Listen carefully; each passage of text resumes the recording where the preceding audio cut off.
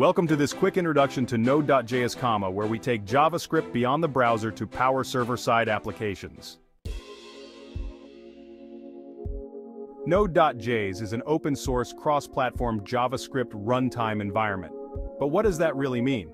Simply put, it allows JavaScript, which was traditionally used for web browsers, to be executed on the server.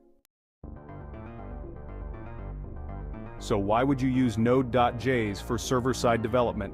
Here are 3 key reasons. First, Node.js uses a non-blocking, event-driven I/O model, making it lightweight and efficient, especially for data-intensive real-time applications like chat apps.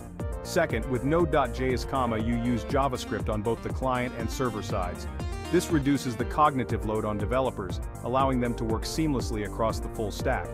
Third, Node.js has a vast ecosystem of open-source libraries available through NPM, Node Package Manager, which speeds up development and allows for easy integration of complex features.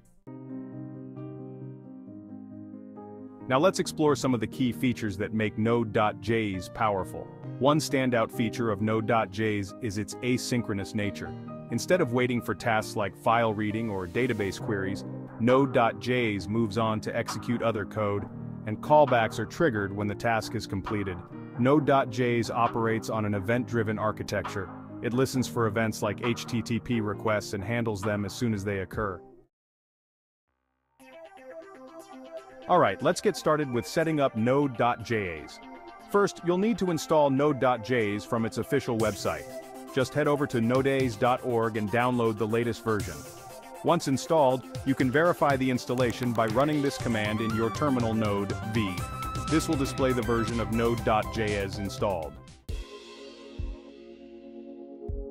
Now let's write your first Node.js script.